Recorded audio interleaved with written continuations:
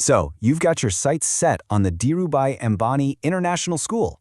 You already know the competition is intense. Well, in the next few minutes, we are going to crack the code on their 2026 admission process, giving you a crystal clear, strategic roadmap. All right, let's dive in. You know, getting into DAIS isn't just about ticking boxes on a form. It's about proving you have what it takes. The whole process is designed to be tough, for sure, but it's not a mystery.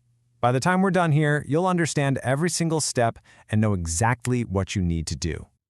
So what is it that makes a DAIS education the absolute grand prize for so many people? Before we jump into the how, let's really get a handle on the why. This isn't just about getting into any old top school. We're talking about opening a gateway to a global future. Okay, so what's the secret sauce? DAIS combines these incredible curricula, the ICSE and IB programs, with facilities that are just world-class. But the real kicker, the thing that makes everyone take notice, is the outcome. The school has this amazing track record of sending students to the best universities on the planet, all while making sure they're well-rounded people through sports and arts. That's the goal we're working towards. Now, for the first gatekeeper in this whole process, eligibility. Before you even think about planning your prep, you've got to make sure you meet the basic requirements. Let's break it down for the two main entry points, Class 8 and Class 11. The requirements are actually pretty different. For the Class 8 ICSE program, it's pretty straightforward. Just finish Class 7 and be within the right age bracket. Plus, it's open to students from literally any board. But when you get to the Class 11 IB diploma program, the bar is definitely set higher. You'll need to have finished Class 10, and they're going to want to see a really strong academic track record. Okay, so you've confirmed you're eligible. What's next? The calendar. The DAIS admission cycle is a marathon, not a sprint. And trust me, missing one key date can throw your whole application off track. So let's map out this journey. So the whole thing kicks off in September 2025, but pay very close attention to that tight window in October and November. That is crunch time. That's when the main aptitude tests are happening. Then you've got the final interaction round in December with results in January 2026. What this means is your preparation really needs to be at its peak in the fall. I would seriously suggest you pause and mark these dates down right now. And now we get to the heart of the challenge, the entrance exams.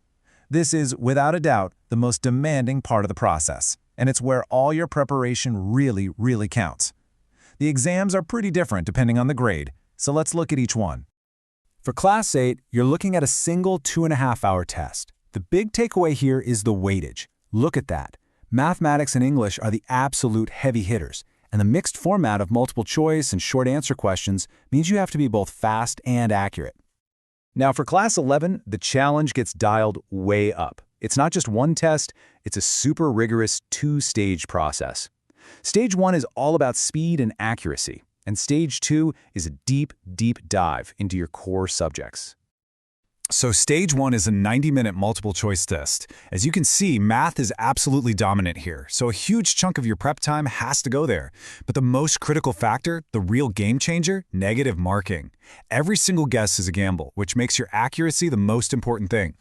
If you manage to clear Stage 1, you move on to this beast, a 3-hour descriptive test. This is where you prove you're a master of your subjects. You'll be writing full essays, solving really complex math problems that need detailed proofs, and you'll tackle an elective in either science or social studies. This stage is all about showing how deep your understanding goes.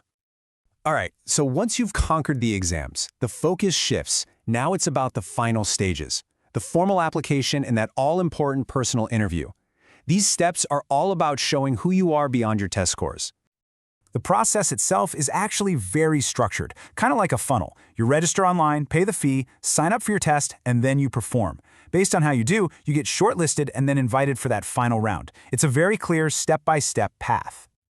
So what is this final round anyway? The student interaction round is basically a 20 to 30-minute interview. The committee really wants to see your personality, how well you can communicate your thoughts, and your genuine passion for learning.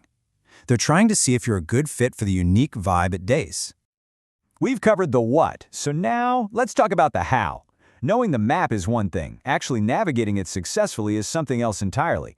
This section is all about smart strategy and preparation. Just look at this. This chart shows you exactly where to put your energy. A massive 45% of the weightage is from mathematics, and another 30% from English. That is 3/4 of your total score right there. Your study plan absolutely has to be built around this distribution. No question. Okay, this right here is a crucial piece of strategy. It's basically the 80-20 rule for studying. The big insight is to stop trying to master everything. Instead, find that 20% of core concepts that shows up in 80% of the questions, especially in math, and master those. That is how you study smart and get a huge competitive edge. Feeling a bit overwhelmed by all this? Don't be. The key is a structured plan. Start by building your fundamentals, then move to regular practice with mock tests. The most important middle step is analyzing your performance to find your weak spots. This systematic approach, spread over about 8 months, turns a huge goal into something you can actually manage. So what does that really look like week to week? Well, the guide suggests about 10 to 12 hours of focused, structured study. Consistency is so much more important than cramming. This is the kind of commitment that builds momentum and ultimately leads to success. And it's also worth pointing out that a lot of successful applicants don't do it all on their own. They often use specialized coaching. The advantage there isn't just learning the subjects, it's getting access to those structured plans, realistic mock tests, and deep error analysis. It's often seen as a strategic tool for getting an edge in a really tough field. So we've laid out the entire process, the what, the when, and the how. The path to DAIS is clear, it's structured, and it's totally achievable with the right preparation. The only question left is, are you ready to take that first step?